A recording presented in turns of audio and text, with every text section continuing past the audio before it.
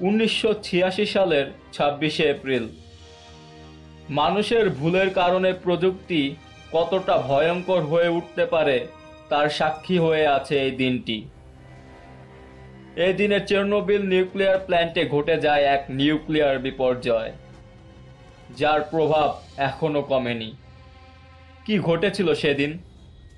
দুর্ঘটনার পর পরিস্থিতি কেমন ছিল?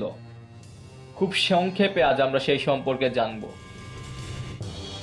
চেরনোবিল নিউক্লিয়ার প্ল্যান্ট কোথায় ছিল? ইউক্রেনের রাজধানী কিয়েভ থেকে প্রায় 130 কিলোমিটার উত্তরে বেলারুশ সীমান্তের কাছে এর অবস্থান। প্ল্যান্টের কর্মীদের থাকার জন্য নবনির্মিত প্রিয়েপাট শহরের কাছাকাছি তৈরি করা হয়েছিল এটি। প্ল্যান্টের পাশে প্রায় 22 কিলোমিটার আকারের একটি কৃত্রিম জলধারা রাখা হয়েছিল, যেখানে পাশের নদী থেকে পানি জমা হতো। নিউক্লিয়ার প্ল্যান্টটি কেমন ছিল? 4টি রিঅ্যাক্টর ছিল এই প্ল্যান্টে। এই ব্যবস্থায় পানিকে উত্তপ্ত করতে ইউরেনিয়াম 235 ফুয়েল ব্যবহার করা হতো। উৎপন্ন বাষ্প রিঅ্যাক্টরের টারবাইনগুলোকে সচল রাখত, কিন্তু ব্যবস্থাটি নিরাপত্তার দিক থেকে খুব একটা ভালো ছিল না। সাধারণত নিউক্লিয়ার রিঅ্যাক্টরের তেজস্ক্রিয়তা কমাতে পানি ব্যবহার করা হতো। নিউক্লিয়ার প্রক্রিয়াকে নিরাপদ রাখতে এটি একটি গুরুত্বপূর্ণ ব্যবস্থা। চেরনোবিলের ক্ষেত্রে সোভিয়েতরা গ্রাফাইট ব্যবহার করেছিল, ফলে রিঅ্যাক্টর আরো বেশি তেজস্ক্রিয় হয়ে উঠত।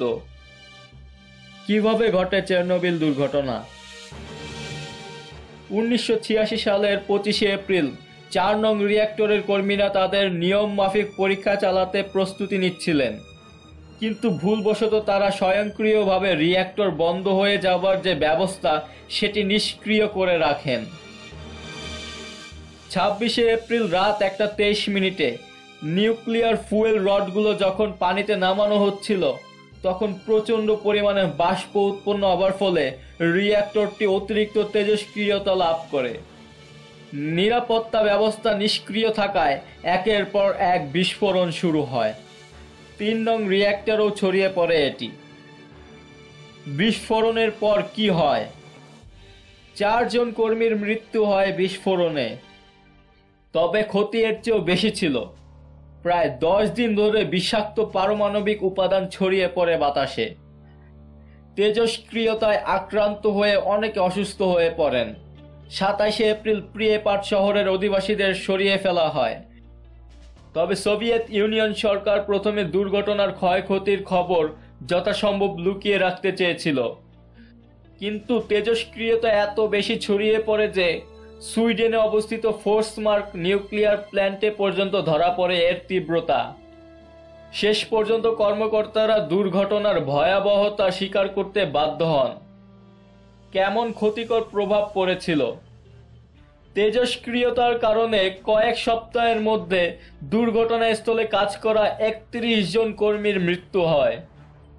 পরবর্তীতে 237 জন মানুষ পারমাণবিক বিকিরণের ফলে অসুস্থ হয়ে পড়ে এবং প্রথম 3 মাসে 31 জন মৃত্যুবরণ করেন, যাদের অধিকাংশই উদ্ধার কর্মী ছিলেন।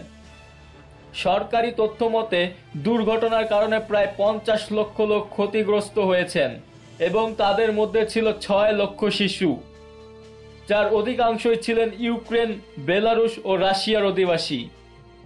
এই দুর্ঘটনার ফলে $200 বিলিয়ন সমমান ক্ষতি হয়েছিল। এখন পর্যন্ত থাইরয়েড ক্যান্সারের প্রায় 6000 ঘটনাকে চেরনোবিল বিপর্যয়ের সাথে সম্পর্কিত বলে মনে করা হয়। দুর্ঘটনার পর কি ব্যবস্থা নেওয়া হয়? 1986 সালের বিপর্যয়ের পরেও চালু ছিল চেরনোবিল নিউক্লিয়ার প্ল্যান্ট। ক্ষতিগ্রস্ত রিঅ্যাক্টরটি ভারী আস্তরণ দিয়ে ঢেকে ফেলা হয়, তবে এর কার্যকারিতা প্রশ্নবিদ্ধ হয়েছে সবসময়।